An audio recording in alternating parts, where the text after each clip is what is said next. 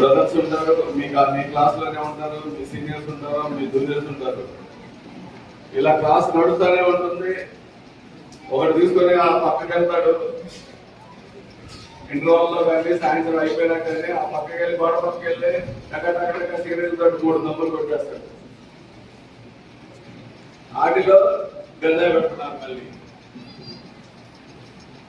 అలా ఒకరికొకరు అలా వెళ్ళిపోయి చాలా దారుణంగా పిల్లలు చెడిపోతున్నారు.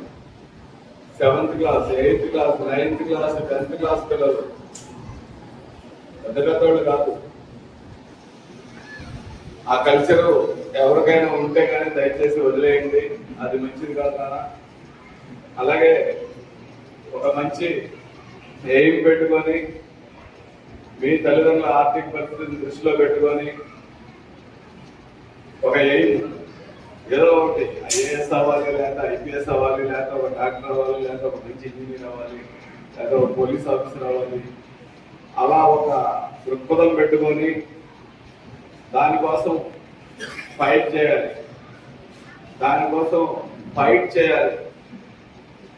ఎప్పుడైతే మీరు ఒక సంకల్ప బలంతో చక్కగా చదువుకుంటారో ఖచ్చితంగా మీరు గోల్స్ రీచ్ అవుతారు. అలా అవ్వాలని కోరుకుంటూ, మీకు ఏ కష్టం వచ్చినా, ఏ ఇబ్బంది వచ్చినా నాకు చెప్పిన నంబరే కాకుండా 100 లేదంటే 112, మనకి ఏపీకి ఇప్పుడు 112 పోలీసుకు వచ్చింది, 100 తెలంగాణకి వెళ్ళింది.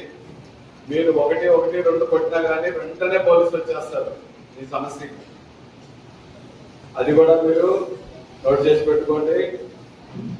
అలాగే ముఖ్యంగా రోడ్ సేఫ్టీకి సంబంధించి మనకి ఈ మధ్య దాకా లాయర్ గారు క్లియర్ గా చెప్పారు, చాలా యాక్షన్స్ అవుతున్నాయి.